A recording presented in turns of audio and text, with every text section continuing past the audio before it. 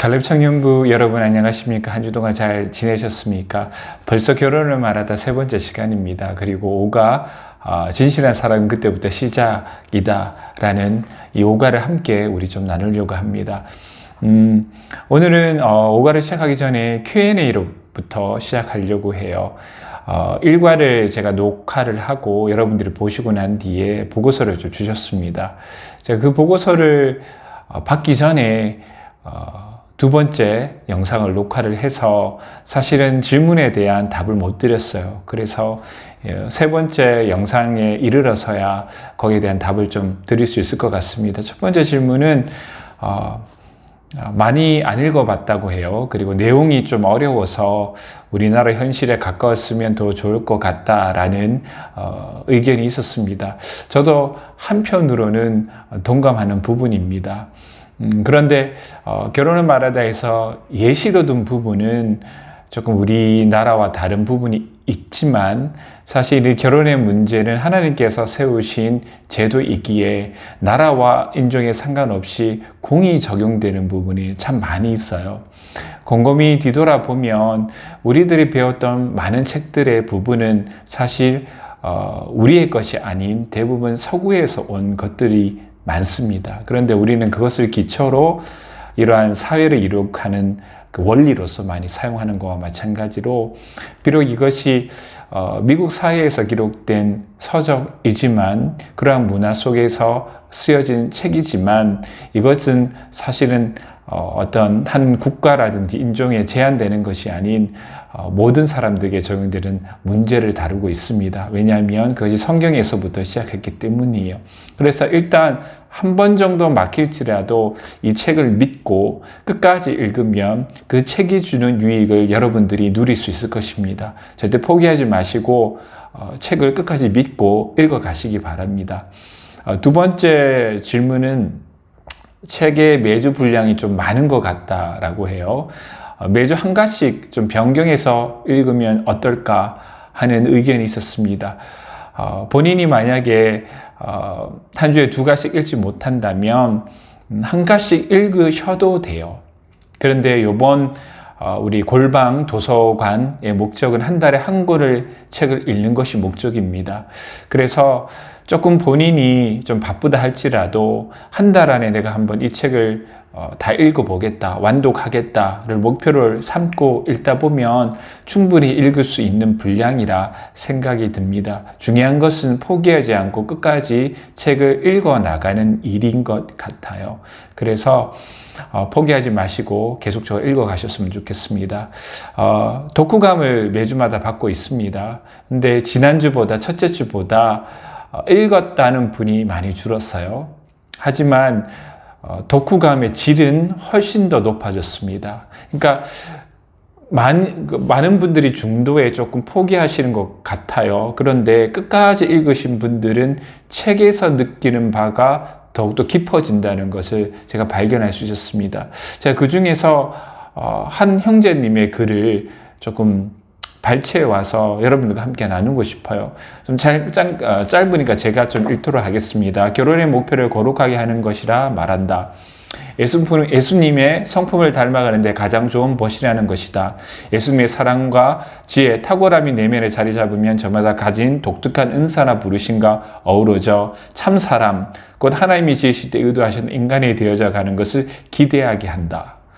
성령의 열매, 사랑과 희락과 화평과 오래 참음과 자비의 양성과 충성과 오래 참음, 이러한 것들이 내 안에서 만들어지는데 그것은 가정에서 또 배우자를 통해서 하나님의 역사하심으로 만들어지는 것이다. 그리고 그런 나와 같이 내 배우자도 하나님께서 거룩한 백성으로 만드심에 내가 사용되며 또 내가 그 변화되는 모습을 바라볼 수 있다는 것이 감사하다. 대단한 내용이지 않습니까?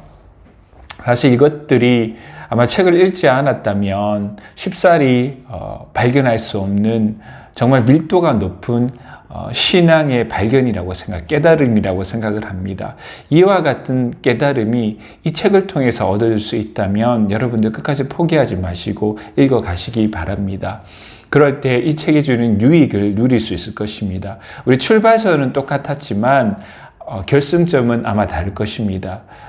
책을 읽으면서 유익을 얻는 사람이 있을 거고, 성경적인 결혼관이 더 굳건하게 세워진 사람도 있을 터이고, 그렇지 못한 사람으로 결승점에는 나눠지기 때문입니다. 여러분, 지금이라도 늦지 않으셨습니다. 읽으시고 결단하시기를 바랍니다. 오늘 이제 오가를 좀 나누려고 합니다. 지금부터 우리 오가에 대해서 살펴보도록 하겠습니다. 자, 오가는 이렇게 말을 하고 있어요. 사랑이 사그러지고 상대방이 가진 단점들이 크게 다가올 때 진실한 사랑은 그때부터 시작이라고 얘기를 해요. 여러분들, 진실한 사랑은 언제라고 생각하십니까? 우리가 한 사람을 만나고 또 서로를 알아가고 또 애정이 깊어지고, 그리고 결혼을 약속하고 결혼을 이루고, 그리고 결혼을 시작하고, 이런 단계들이 있지 않습니까? 과정들이. 진실한 사랑은 언제라고 생각을 하세요? 아마 많은 분들이 연애 초기라고 많이 생각할 것입니다. 아니면 그 사람이 나에게 사랑을 고백했던 그 순간, 그것이 가장 진실된 사랑의 순간이 아니었을까라고 많이 생각을 하실 것입니다. 그러면서 반면에 이 결혼 생활을 하고 있는 부부를 바라보면서 이때가 가장 진실된 사랑이 시작된다라고 생각하시는 분들은 아마 많이 없을 거라고 생각합니다.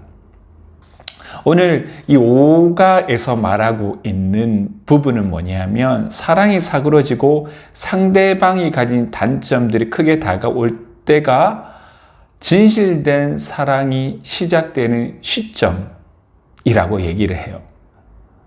틴켈러 목사님께서 이렇게 말씀하십니다. 우리는 이 부분을 읽을 때 왜 여기가 진실된 사랑이 시작되는 시점일까라는 의문을 갖기 쉽습니다. 그러면서 이렇게 제가 책 부분을 한번 읽을게요. 사랑이 사그러지면 상대방이 가진 단점이 크게 다가온다.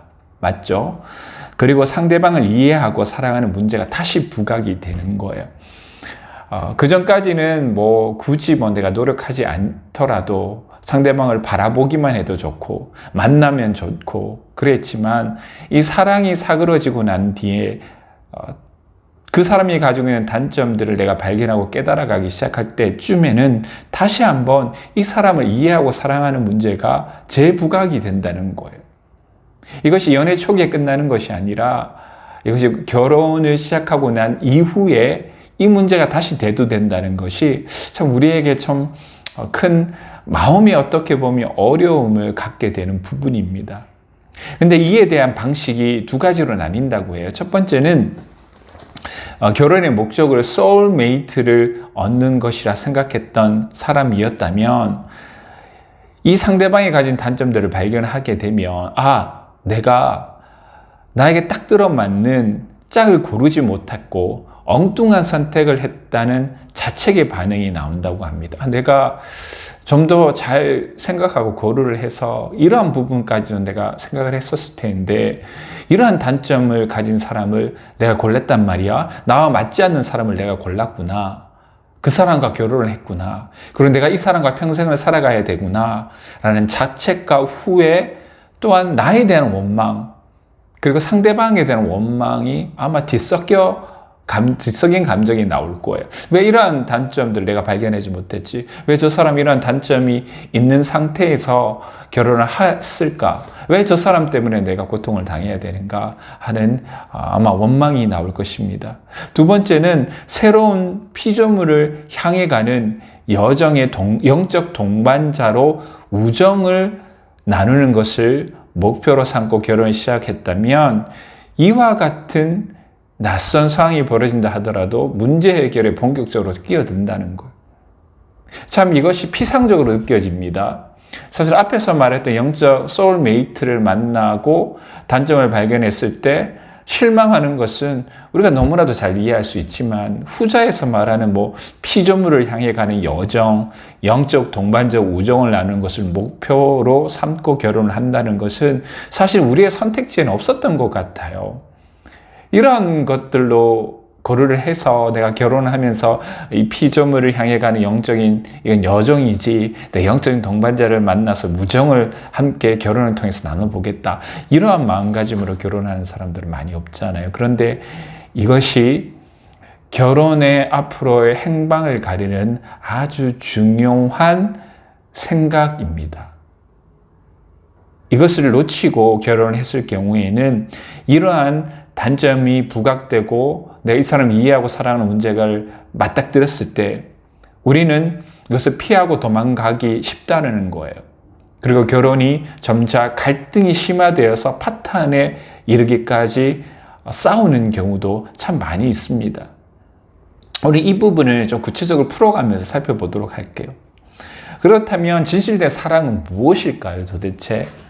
여러분들은 진실된 사랑이 무엇이라고 생각하십니까? 만났을 때 정말 가슴이 막 두근두근거리고 막 만나고 나면 또 보고 싶고 정말 그 사람을 사랑하는 마음이 정말 너무나도 커서 한순간도 그 사람 없이는 살아가지 못하겠다는 그 감정이 들 때가 아마 많은 사람들이 진실된 사랑이라고 말할 것입니다. 이 질문에 대해서 우리가 한번 곰곰이 생각해 봤으면 좋겠습니다. 내가 진실된 사랑을 무엇이라고 생각하고 있는가? 이 서론 부분에서 살펴본 바에 따르면 결혼 안에서 맺어진 관계 안에서 서로를 향해 발견한 문제에 대해 지적하고 도망가는 것이 아닌 함께 해결해 나가는 것이 진실된 사랑이라고 말하는 것 같아요. 도망가지 말자, 우리 함께 이 문제를, 그래 너도 이런 단점과 문제가 있지, 나도 그래. 그러나 우리 함께 이 문제에 도망가지 말고 서로 이 문제를 함께 해결해 보자. 믿음 안에 서로를 기도하면서 중보해 나가면서 너가 더욱더 하나님 닮은 사람으로 성화되어 나가는 데 있어서 내가 너를 지지하고 도와주고 서포트해 줄게. 너도 나에게 그런 사람이 되어 줄래? 하면서 결혼 안에서 이 관계를 유지하면서 서로의 영적인 동반자로 살아가는 것이 결혼에 있어서 가장 중요한 문제입니다. 시작은 사랑에서 했지만 다음 단계로 점프해 나가는 데 있어서 이 성숙한 믿음의 단계가 없다면 아마 이 단점들에 걸려서 많은 사람들이 결혼에 힘들어하고 결혼의 관계 안에서 고통스러운 쓴뿌리를 누리게 될 것입니다. 한번 이 과를 통해서 우리 진실된 사랑이 뭔가를 다시 한번 생각해 보는 계기가 되었으면 좋겠습니다. 제가 이 책을 결혼하고 난 뒤에 읽었어요. 그러면서 이 책을 내가 결혼하기 전에 읽었으면 어땠을까라는 생각도 들지만 여러분들 아직 결혼하기 전에는 이 부분이 잘 마음에 와닿지 않을 거예요. 결혼하고 난 뒤에 일어날 상황들에 대해서. 그러나 이 책이 좋은 점은 뭐냐면 높은 전망대에서 저 멀리 결혼에 대해서 바라보면서 생길 문제에 대해서 미리 얘기해 준다는 거예요. 이 부분을 교제하고 있는 분이 있다면 함께 읽어보시는 것을 추천드립니다. 결혼 안에서는요, 내 배우자의 치명적인 흠들이 발견돼요. 결혼하면 배우자의 치명적 단점과 힘을 필연적으로 발견하게 됩니다. 이걸 피해갈 수 있는 방법이 없어요. 여기에 대해서 책은 이렇게 말합니다. 결혼은 부모관계나 동거보다 훨씬 견고하다. 두 인간 사이 형성될 수 있는 가장 가깝고도 탄탄한 관계다. 그러하기에 서로에 대해서 숨길 수 있는 부분이 아무것도 없어요. 결혼을 하면 다 드러납니다. 다 드러나요. 이것은 동거에서도 발견하지 못합니다. 절대로. 결혼 안에서만 발견돼요. 그러니까 동거를 해보면 내가 상대방에 대해서 알고 그리고 그 사람을 사랑할 수 있을 것이다. 여기에 대한 전제부터가 틀렸다는 거예요. 결혼하고 나면 치명적인 힘들이 고스란히 노출됩니다. 그런데 그것은 전에 없었던 것이 결혼하면서 어느 순간 짠 하고 나타난 것이 아니라 그것은 사람의 내면에 깔려있던 문제가 수면 위로 올라올 따름이에요. 이것은 나도 마찬가지고 내 배우자도 마찬가지예요. 서로가 각자가 가지고 있었던 치명적인 단점과 흠들이 내면 아래 깊숙이 감춰져 있던 것들이 결혼을 통해서 나타난다는 거예요. 그런데 보통 한 사람이 가지고 있는 이 성격적 결함이 주변 사람들에게 그냥 가벼운 피해를 주는 것으로 끝나죠. 저 사람 저래? 그러면 나 안 만나야지 하고 관계를 끊으면 그만입니다. 그렇지만 결혼을 해서 함께 사는 남편이나 아내에게는 커다란 문제를 야기해요. 왜냐하면 이게 단순히 끊을 수 없는 관계다 이것이 아니라 함께 사는 배우자만큼 파트너를 통해 큰 어려움을 겪거나 상처를 입는 사람은 아무도 없기 때문이에요. 참 겉으로는 멀쩡해 보이는데 결혼을 하면 좀 심각한 성격적인 결함을 갖고 있을 때 누가 가장 큰 어려움과 상처를 받을까요? 아마 배우자일 것입니다. 그래서 저는 참 결혼하기 전에 여러분들 총각 때 가지고 있었던, 처녀 때 가지고 있었던 나의 것들을, 나의 죄의 문제들을 더 이상 외면하거나 숨기지 말고 정말 정면으로 맞부딪혀서 완전히 해결될 수는 없겠지만 조금이나마 좀 해결을 하고 좀 다듬어져서 결혼했으면 좋겠다는 것도 있어요. 물론 결혼이 사람을 다듬어 주기도 하지만 정말 우리들 그 전에 하나님의 자녀로서 조금 더 좀 준비되었으면 좋겠다는 그런 생각도 있습니다. 뿐만 아니라 어디가 잘못되는지 누구보다도 잘 알 뿐더러 예리할 정도로 정확하게 인식합니다. 그래서 그 배우자가 가장 많은 상처와 어려움을 당하게 된다는 것. 그런데 왜 그럴까? 왜? 좀 안 그랬으면 좋겠잖아요. 결혼해서 우리가 생각하는 행복한 결혼 생활이란 정말 서로가 서로를 향해 있는 장점들만 뭉쳐져서 시너지 효과를 내서 정말 아름답게 사는 것이 우리가 바라고 있는 결혼의 그런 이상이잖아요. 그런데 결혼을 하면 상대방을 향한 약점과 흠들이 고스란히 드러난대요. 왜 그럴까요? 왜냐하면 그것이 결혼의 목적이기 때문에 그래요. 하나님께서 결혼을 왜 두셨을까? 단순히 인간의 행복을 위해서? 그거 아니라는 거예요.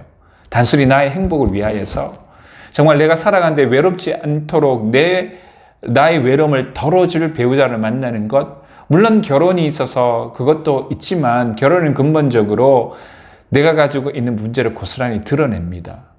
마치 율법처럼 결혼은 매우 가까운 관계를 통해 나의 죄를 고스란히 고발해요. 율법이 그렇다고 말하지 않습니까? 그것처럼 결혼은 내 안에 있는 죄와 흠과 단점들을 고스란히 나를 가장 사랑하는 사람들 앞에서 드러내 보여요. 즉 여기서 이 책에서 이렇게 말해요. 결혼은 본질적으로 진실의 힘, 즉 실체를 사실 그대로 드러내는 힘을 가지고 있다는 것. 마음의 죄를 폭로하는 최종 주체자는 배우자가 아니라 결혼 그 자체예요. 결혼 그 자체가 마음의 죄를 폭로시킨다는 것. 참 무섭지 않아요? 그래서 놀랍지 않습니까? 이것을 통하여서 하나님께서 무엇을 원하시는지를 좀 발견했으면 좋겠습니다. 이 결혼을 통해서 단순한 그런 판타시라든지 아니면 이상이라든지 막연한 동경을 버리고 정말 하나님께서 이 결혼을 왜 만드셨고 결혼의 목적이 무엇인가를 좀 살펴봤으면 좋겠습니다. 그런데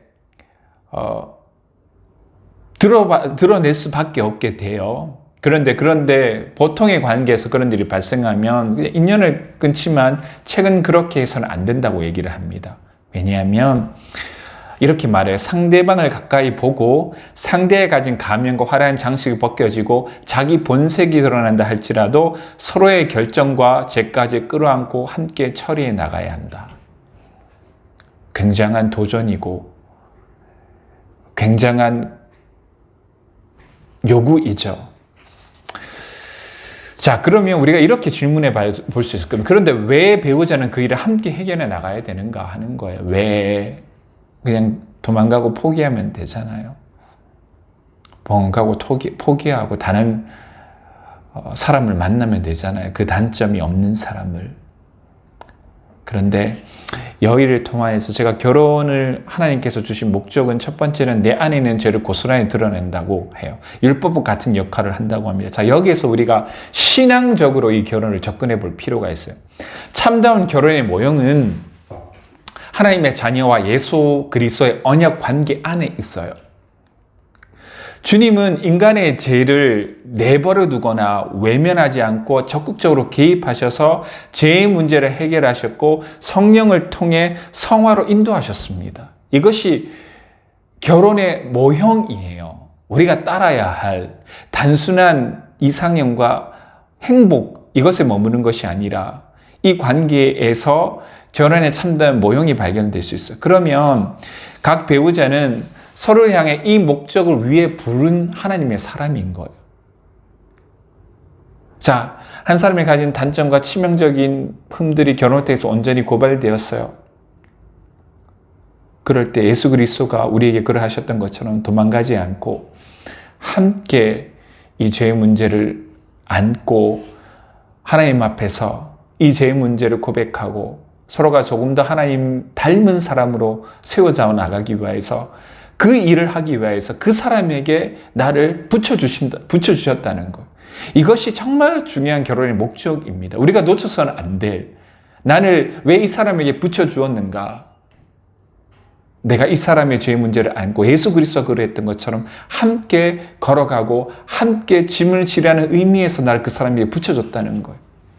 교회도 마찬가지입니다. 교회도 이런 결혼관계, 언약관계를 통해서 많이 설명하잖아요. 교회도 어려움이 생기면 떠나가요. 이 세상에 교회 많은데 떠나가요. 그러나 교회의 진실된 사랑은 그때부터 시작입니다. 고난과 어려움이 왔을 때 함께 십자가를 지고 함께 문제를 해결해 나가는 거기에서부터 우리의 진실된 예수 그리스도를 향한 사랑은 거기서부터 드러납니다. 여러분들 교회 어렵다고 하죠. 여러분들의 진실된 사랑은 지금 이 순간에 증명되고 있습니다. 여러분들 기억할 것은 결혼은 영광스러운 모습으로 변모해 가는 과정이에요. 단순히 죄를 발견하고 실망하고 결혼에 대한 내 모든 이상이 깨어지는 것이 아니라 영광스러운 모습으로 변모해 가는 과정이라는 것, 이것을 결혼 안에서 깨달으시기 바랍니다. 이걸 정말 결혼하기 전에 깨달으셔야 돼요. 아셔야 합니다. 이렇게 말합니다. 책은 그 단점과 흠을 발견하는 것은 결코 나쁜 일이 아니다. 영광스러운 모습으로 변모해 가는 과정이다. 아멘이잖아요. 아멘. 결혼을 서로 성장하도록 돕는 관계로 만들어가는 첫걸음은 그 안에 내재된 속성을 인정하고 받아들이는 것이다. 결혼을 하고 편안한 사이가 되고 서로에게 차츰 익숙해지면 더 이상 자신을 제어하지 않고 본색이 드러낸다.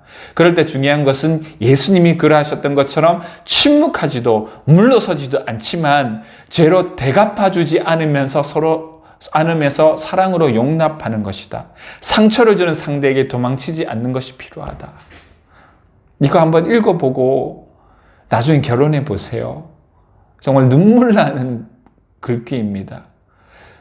침묵하지도 물러서지도 않고 죄로 대갚아주지 않으면서 사랑으로 용납하는 것이다. 상처를 주는 상대에게서 도망가지 않는 것이 필요하다. 우리가 정말 결혼하기 전에 연애하면서 안 맞으면 도망가고 안 맞으면 포기했는 그런 사랑으로는 결혼 안에서 하나님께서 예비해 두신 그 정말 위대한 힘과 능력과 선물을 받아 누리기 힘들어요. 이것을 연습하시기 바랍니다. 그러면서 이렇게 얘기를 해요. 배우자는 불순물과 순금이 뒤섞인 존재다. 내가 사랑하고 앞으로 만나게 될 대상이 이러한 사람입니다. 그것은 교회 안에서도 마찬가지예요.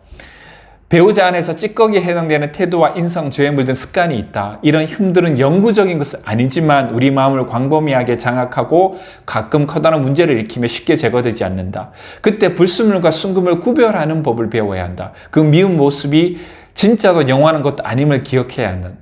내가 미워하는 그 행동들이 하나님의 법을 즐거워하는 속사람부터 비롯된 것이 아니라는 사실을 알고 있어야 된다. 이것을 기억하는 것이 부부관계에 큰 힘을 준다. 참 이 부분이 참 중요합니다. 한 사람을 바라볼 때 불순물과 순금을 구별하는 것. 불순물을 제거할 때 순금은 인정을 받습니다. 이와 마찬가지로 그 한 사람을 바라볼 때 우리의 눈과 우리의 감정은 단점으로 향해 가고 있지만 믿음의 눈을 들어서 하나님의 시선으로 그 사람을 바라볼 때 그 안에 있는 하나님의 계획과 소망을 발견할 수 있을 것입니다. 그 안에 하나님께서 어떻게 그를 사랑하셨고 그를 어떻게 건져내셨고 그의 수많은 단전들과 흠에도 불구하고 어떻게 그를 하나님의 자녀 삼아주는가를 우리도 바라볼 수 있어야 돼요.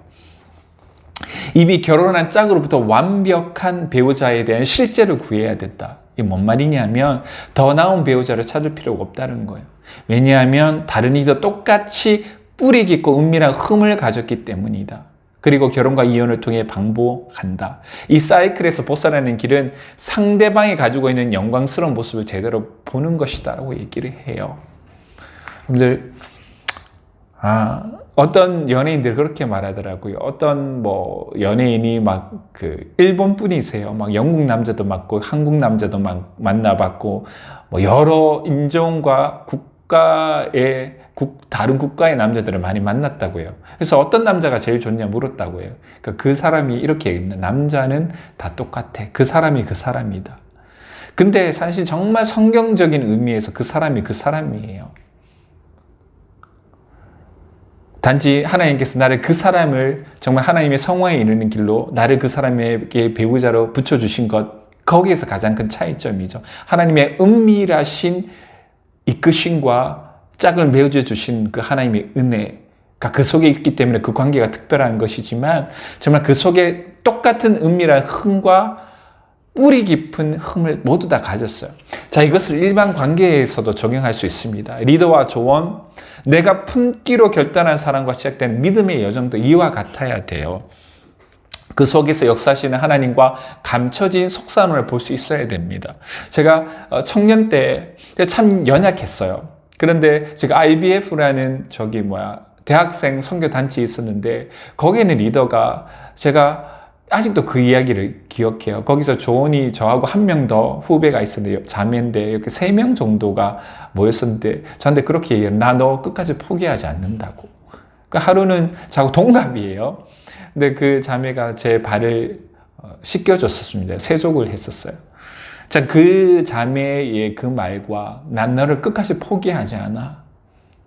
우리가 공동체 안에서 똑같잖아요. 한 사람이 만났을 때 그 사람의 힘과 알아가면 알아갈수록 장점들도 발견하기도 하지만 사실은 어쩌면 그 속에 있는 흠과 쓴뿌리들을 잘 가면을 덮을 수 있는 사람일 수도 있어요.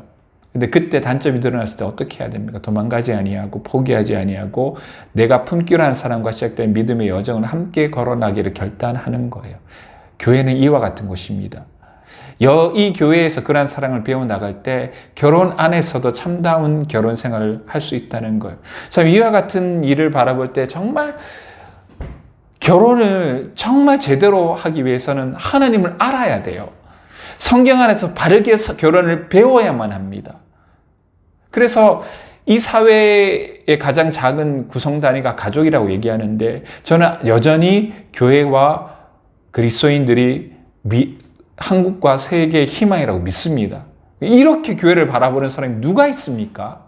세상에 어느 누구가 어떤 드라마, 어떤 영화와 어떤 세상 사람들의 결혼을 이와 같은 관계 안에서 봅니까? 내가 그리스도와 같이 배우자를 사랑하고 단점과 흠을 넘어서서 그 안에 역사하시는 하나님을 영광을 바라보면서 서로 영광스러운 모습으로 변화되기 위하여서 기도하고 견디고 죄를 죄로 갚아주지 아니하고 사랑으로 용납하는 것. 상처를 주는 상대에 도망가지 않는 이 사랑을 과연 누가 행할 수 있을까요? 바로 우리들이 아니겠습니까?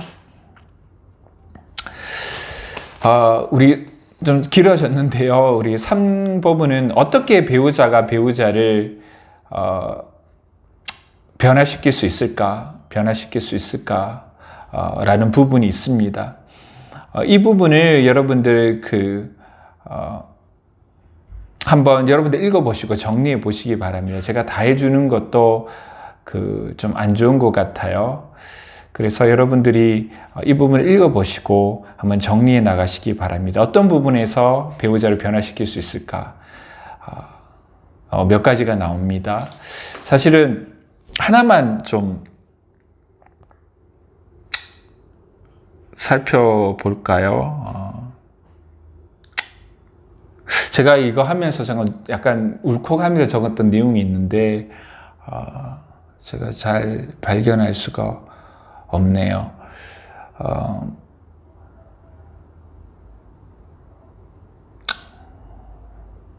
마지막으로 이렇게 얘기를 합니다.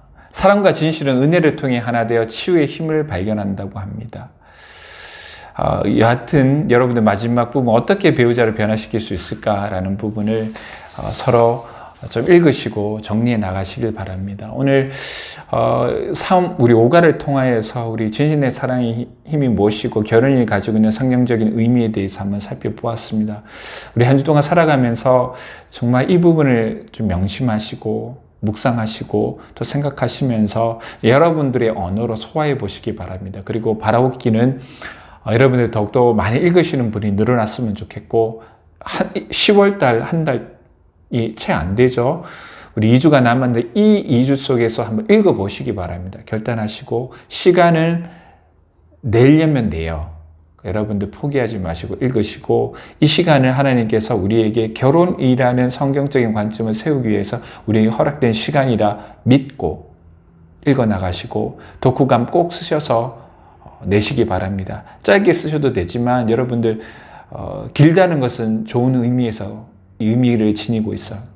많이 읽으시고 자세히 적으시고 나의 질문거리 저한테 궁금한 거 있으면 또 함께 나누시고 이러면서 우리가 나누는 이 독서를 통하여서 우리 알아가는 알미 더욱더 풍성해지기를 바랍니다. 여러분들 수고하셨고요.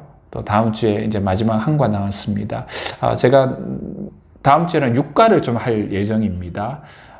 그래서 여러분들 좀 읽으시고 부디 많은 분들이 좋은 영향력을 받으셨으면 좋겠습니다. 수고하셨습니다. 다음 주에 뵙겠습니다. 그리고 이번 주부터 제가 광고 하나만 드릴게요. 10월달부터 매주마다 흐트러진 삶을 재정비하라 라는 제목으로 우리 계속적인 연합 예배를 드립니다. 여러분들 우리의 삶이 많이 흐트러지고 있습니다. 우리 재정비하셔서 예배 안에서 말씀 안에서 기도 안에서 정말 하나님이 주시는 생명력을 누리시길 바랍니다. 양육이 진행됩니다. 기도해 주시길 바라고요. 화요일마다 화요 기도회가 있습니다. 오셔서 기도해 주시기 바랍니다. 오늘 수고하셨고요. 다음 주에 뵙겠습니다.